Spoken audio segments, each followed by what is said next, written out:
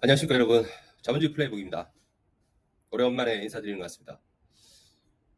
오늘 여러분께 좀 말씀드릴 내용은 의료 사태가 장기화되고 좀처럼 누그러들지 않고 사태가 해결될 기미가 전혀 보이지 않는 것 같습니다. 늘 연일 신문지상인과 TV에서는 응급실 뺑뺑이 문제가 되고 있고, 가난하기가 뇌사에 맞았다, 뇌졸중 환자가 사망했다, 충분히 살릴 수 있었던 낙상 환자가 4시간 동안 대기하다가 결국은 사망했다, 이런 보도들이 계속 이어지고 있습니다. 이에 저는 이렇게 생각합니다. 전 국민이 정확하게 이 사태에 대해서 인지를 하고 왜 이런 일이 발생이 됐는지, 그리고 언제부터 문제가 잘못 틀어졌는지, 어떻게 해결을 하면 좋을지, 사실 해결책이 딱 보이지는 않습니다. 하지만 우리가 어떤 상황을 미래에 겪게 될지 정도는 예측할 수 있을 것 같습니다. 이런 얘기들을 오늘 조금 전반적으로 하고 싶습니다. 우선 진보 정부에 대한 의료 정책의 방향성에 대해서 좀 이야기하고 싶습니다. 진보 정부는 의료 자체를 공공의료로 만들려고 하고, 공공의료를 통해서 쉽게 말해서 의사 월급을 적게 주고 의사를 그냥 공무원처럼 만들어서 싼 의료인으로, 그리고 낮은 수가, 그리고 결과는 이제 낮은 어떤 의료 행위들이 나올 수밖에 없겠지만, 어쨌든 공공의료로 확장성을 넓히고 모든 사람들이 쉽게 액세스할 수 있게끔 만들고자 하는 것 같습니다. 하지만 그런 시도들이 잘 이루어지지 않고, 현재 우리나라는 자본주의 사회이기 때문에 자본주의 시스템에서는 사실 공공의료가 되게 쉬운 부분이 아닙니다. 하지만 우리는 공공의료와 일반 영리의료, 민간의료가 잘 믹스돼서 국민들이 많은 혜택을 받으면서 잘 구조화되어 있는 어떤 의료 정책을 펼치고 있습니다. 하지만 그런 구조에 조금씩 금이 가기 시작한 부분이 있습니다. 그 부분이 가장 최근에 문재인 케어라고 말씀드릴 수 있을 것 같습니다. 문재인 케어의 골자는 비급여 의료 행위가 급여화되면서 쉽게 얘기해서 MRI 같은 그런 부분들이 과거에는 보험이 되지 않았죠. 하지만 이제는 보험이 되면서 많은 MRI 촬영들이 이루어지고, 그로 인해서 사실은 이제 MRI 찍어야 될 분들이 싼 비용으로 MRI를 찍고 의료 혜택을 받는 것은 물론 좋은 부분입니다. 하지만 굳이 MRI까지 찍어도 되지 않고 CT로 충분히 촬영 가능하고 진단 가능한 영역인 부분에서도 MRI까지 촬영하게 되는 의료 소비의 과잉이라고 하나, 그리고 약간의 모랄 해저드라고 할 수 있는 그런 의료 비용의 어떤 불필요한 어떤 소비들이 많이 일어나고 있는 것 같습니다. 그런 부분들이 건보 재정을 계속적으로 악화시켜 오게 되고, 그런 건보 재정을 또 충당하기 위해서 매년 의료보험료는 우리 통장에서 조금씩 올라가고, 그리고 우리 월급에서 조금씩 올라가서 많이 빠지게 되는 것 같습니다. 최근 기사에서는 건강보험료를 13%까지 올린다는 기사를 제가 본 것 같기도 합니다. 이런 현상이 만들어낸 또 재밌는 결과가 무엇이냐? 의사들의 필수 의료 기피 현상을 만들어냈습니다. 자, 환자들이 싸게 의료를 받게 되면 전체적인 국가의 의료비는 증가하게 되어 있습니다. 그리고 의사가 가져가는 수입도 줄어들 수밖에 없겠죠. 저수가 정책을 펼쳤기 때문에 의사들의 수입은 줄게 되고, 의사들은 그 수입을 충당하기 위해서 발륨을 증가시키는 환자를 더 많이 보거나, 혹은 비급여 영역 의료 행위를 집중하게 됩니다. 그것이 우리가 소위 말하는 비필수 의료 영역이죠.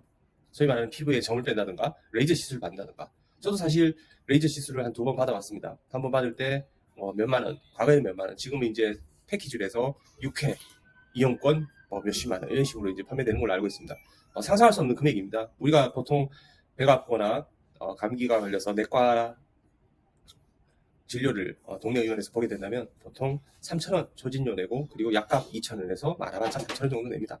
만원 미만의 돈을 내고 의료 서비스를 받게 되는데, 전 빼고 피부 치료받는데 보통 몇십만 원입니다. 상상할 수 없는 금액의 어떤 차이가 있고, 이는 전 국민이 아무 근소리하지 않고 몇십만 원씩 지불하면서 그 서비스를 받습니다. 자, 과연 의사라면 어디에 포커스하겠습니까? 네, 간단한 얘기죠. 사람을 살리는데 의료 비용 서비스에 비용이 많이 책정돼야 될 영역이 국민들에게 싼 의료를 제공하겠다는 미명하에 저수가 정책으로 인해서 의사들이 자연스럽게 비필수 영역에 집중하게 만들어 놓은 꼴이 된 겁니다. 이게 문재인 케어의 핵심이라고 볼 수 있습니다. 굳이 안 받아도 되는 MRI 찍고, 굳이 2인 병상에 머물지 않아도 되는 환자도 2인 병상까지 보험으로 해줌으로 인해서 보험 재정에 심각한 손실을 일으켰다고 말씀드릴 수 있을 것 같습니다.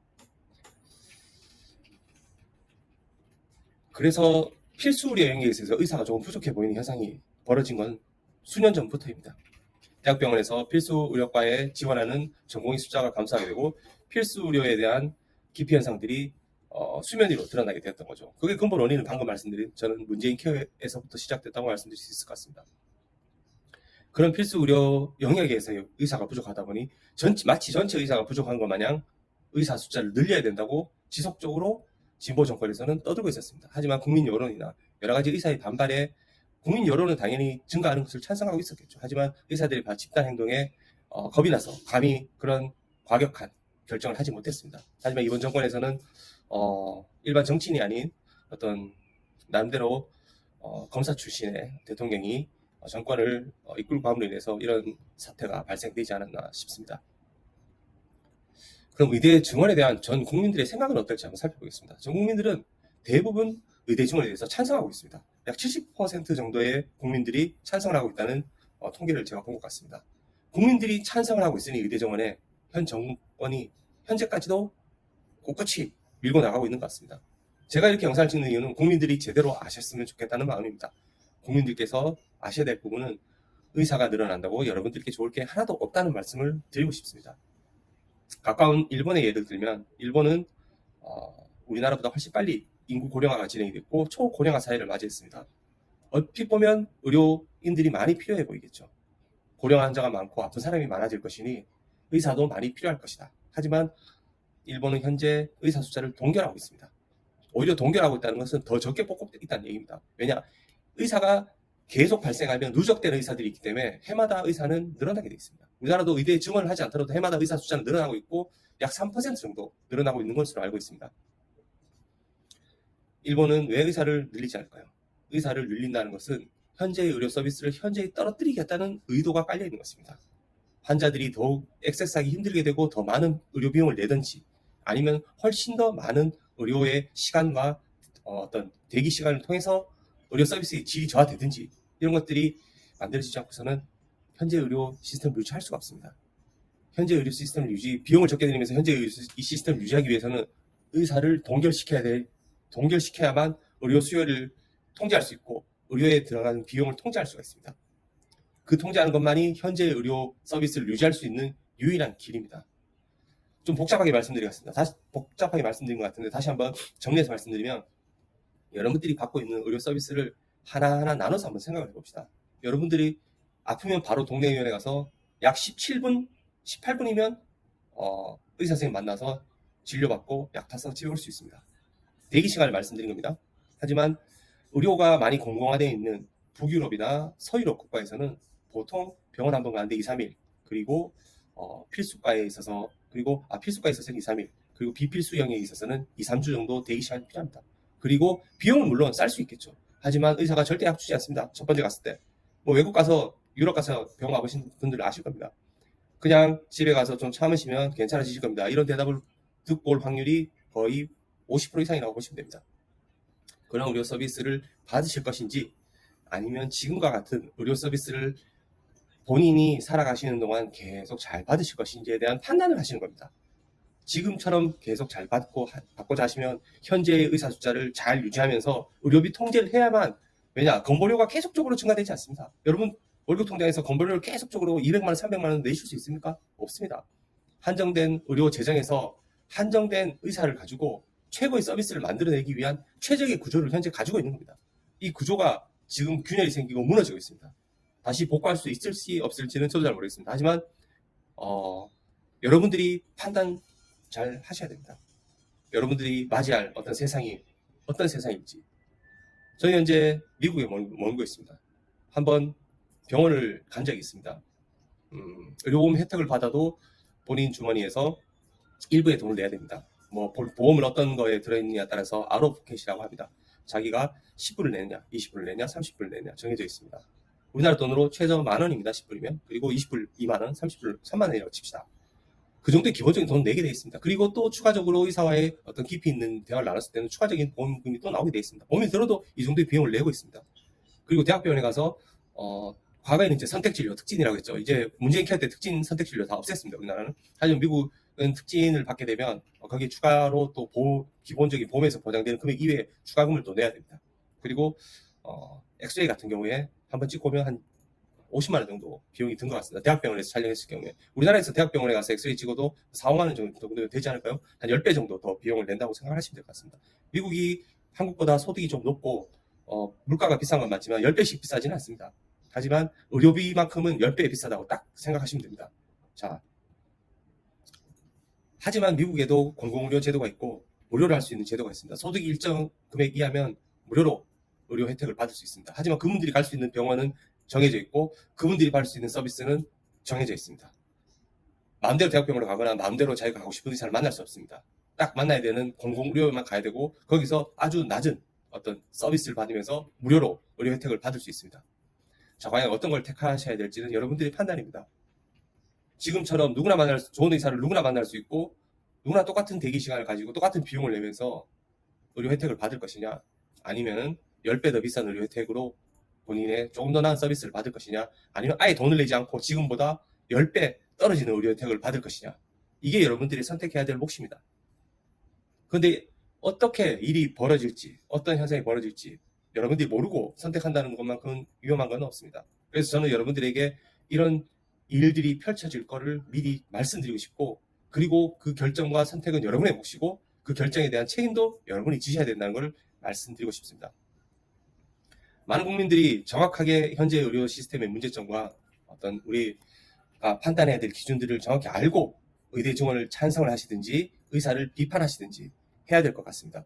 잘 알지 못하는 상황에서 무턱대고 선동당해서 정확하지 못한 정보를 가지고 분위기에 휩쓸려서 이것이 맞다, 저것이 틀리다고 얘기하는 것은 정말 어리석은 행동이고 더 이상 우리 국민들은 그런 판단을 해서는 안 된다고 저는 생각합니다. 제가 오늘 말씀드릴 내용을 쭉 다시 한번 살펴보니까 하나 빠진 게 있네요. 제가 지금 정부가 어떤 근거로 의대 증원에 대한 숫자를 만들어냈는지 한번 찾아봤는데 2,000명을 증원한다고 했습니다. 저는 처음에 깜짝 놀랐습니다. 3,000명인 의대 정원에 2,000명을 증가시킨다는 건 약 60% 정도 증가시키는 겁니다. 우리 월급은 많이 올라봤자 2%, 3%, 5% 미만에 오르는데 어떻게 1년 만에 갑자기 60%의 인원이 늘린다는 생각을 했는지 저는 상당히 궁금했습니다. 어떤 근거로? 그리고 과연 교실 숫자는 가능한가? 그리고 제가 지난 영상에서도 언급된 내용들이 지금 많이 말씀드렸는데요. 의대 공부는 단순하게 펜과 연습장으로 하는 게 아닙니다. 교과서로만 단순하게 공부하는 내용이 아닙니다. 컴퓨터 안 돼 있다고 공부할 수 있는 내용이 아닙니다. 실습 시체, 카데바도 있어야 되고요. 그리고 실습 공간, 그리고 소규모로 실습하면서 도제식으로 가르쳐주는 그런 시스템들이 구축이 돼야만 진정한 의료인이 될 수 있습니다. 그런 구축이 되지 못한 의대들은 과거에 많이 문을 닫았습니다. 과거 진보 정권에서 의대 증원을 많이 해서 우죽순 생겨난 의대들이 좀 있습니다. 한 20년 됐죠. 지금 사라진 의대들은 그런 필수 조건을 갖추지 못했기 때문에 문을 닫게 된 겁니다. 반대로 생각해 보십시오. 제대로 의료 교육을 받지 못한 사람한테 당신의 몸을 맡길 수 있겠습니까? 미국도 과거 진보 정권이 의대 숫자를 무식하게 늘린 적이 있었습니다. 그렇지만 그 결과 200개에 달하는 의과대학이 현재는 100개로 줄어든 걸로 제가 알고 있습니다. 반 이상 줄었습니다. 왜냐? 그런 교육 시스템을 충족시키지 못했기 때문입니다. 사람의 생명을 다루는 일입니다. 무엇보다도 교육 시스템이 중요하고 그 교육 인프라가 갖춰져야만이 거기에 따른 훌륭한 의료인들이 배출될 수 있습니다. 갑자기 뚝딱 2,000명이 증가돼서 그런 인프라가 의과대학의 수련 인프라가 만들어진다고 생각하지는 않으시겠죠. 그런 것들을 과연 고려하고 복지부에서는 이런 판단을 했는지 저는 하지 않았다고 생각합니다. 경제를 전공한 경제 관료 출신의 보건복지부 장관 이런 사람들이 뭘 얼마큼 알겠습니까? 그냥 정치인이나 다를 바 없는 거죠. 향후 본인의 거치나 생각하는 그런 수준의 사람이라는 생각이 들지 않습니다. 여러분들이 냉정하게 판단하시고 여러분들이 여론을 형성하셔서 올바른 방향으로 이끌어 주셔야 됩니다. 그만큼 국민들이 많이 알아야 되고 공부를 많이 하셔야 됩니다. 조금만 찾아보면 요즘 정보 많이 알 수 있습니다. 요즘 AI도 조금만 물으면 정확하게 다 설명 잘 해줍니다. 현재 문제점에 대해서. 그리고 깊이 있게 알려면 조금 더 파고 들어가면 충분히 이해할 수 있는 영역들입니다.